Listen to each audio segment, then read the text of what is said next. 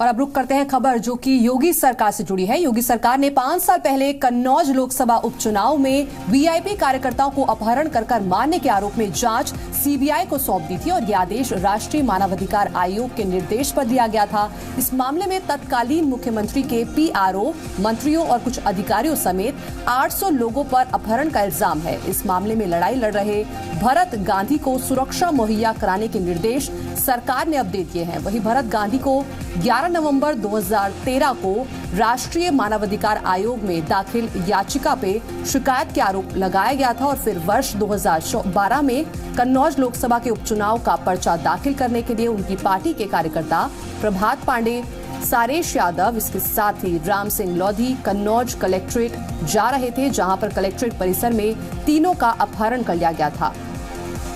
उनके अनुसार इस काम में कन्नौज, लखनऊ, अमेठी और कानपुर देहात के कई पुलिस अधिकारी भी शामिल थे।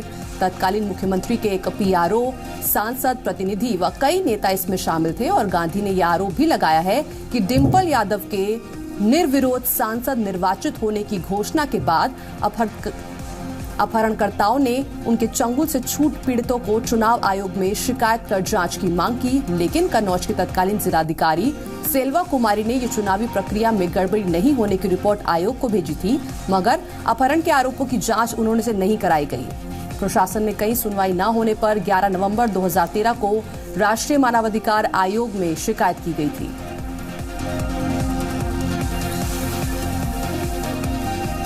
और नित्य मिश्रा इस मामले पर ज्यादा जानकारी के लिए हमारे साथ जुड़ गए। क्या है पूरा मामला, आप हमें बताएंगे?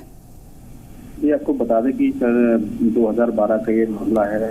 तत्कालीन जब यहाँ पर सांसद अखिलेश यादव हुए थे, उनके मुख्यमंत्री बनने के बाद यहाँ पर डिंपल यादव चुनाव लड़ी थी और यहाँ से वो निर्विरोध चुनाव जीती थी, लेकिन उनके जीतने पर कई छोटे राजनीतिक दलों के नेताओं ने आरोप लगाया था कि नामांकन प्रक्रिया के दौरान उनको नामांकन नहीं करने दिया गया।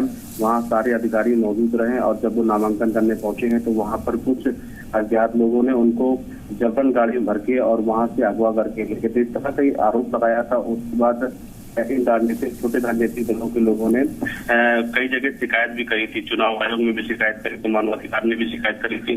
क्योंकि सरकार उस वक्त सपा की चल रही थी और सपा की ही मुख्यमंत्री की पत्नी डिंपल यादव थी, जिसको लेकर जो लोकल जो अधिकारी थे, जिलाधिकारी थे, यहाँ पर उन्होंने जो कार्रवाई की तो उससे वो संतुष्ट नहीं थे। इसको लेकर वो लगातार संघर्ष करते रहे। उनका ये मानना था कि जो चुनाव हुए हैं वो निष्पक्ष चुनाव नहीं हुए हैं, कहीं न कहीं चुनाव में गड़बड़ी की गई है और जिस तरह से उनको निर्विरोध चुनाव जिता दिया गया है वो पूरी तरह से गलत है और जो एक चुनाव प्रक्रिया होती है उसका हनन किया गया है और उनको नामांकन करने शुरू कर दिया है। तो कुल मिला के मामला काफी चल रहा था, लेकिन कहीं ना कहीं दबा चल रहा था। अब ये फिर से एक बार मामला उठाया, आने वाले समय में देखना क्या होगा। हालांकि जो उनका जो यहाँ के लोकल नेता थे उनका साफ तौर पे कहना था कि किसी प्रकार का जो प्रशासन है, जिला प्रशासन उनका सहयोग नहीं कर रहा है, सब जानते हैं, लेकिन हर तरफ से चुप्पी साधे हुए हैं वहाँ पर। अब मामला फिर से उठाया अब देखने में। जी बहुत बहुत धन्यवाद तमाम जानकारी के लिए।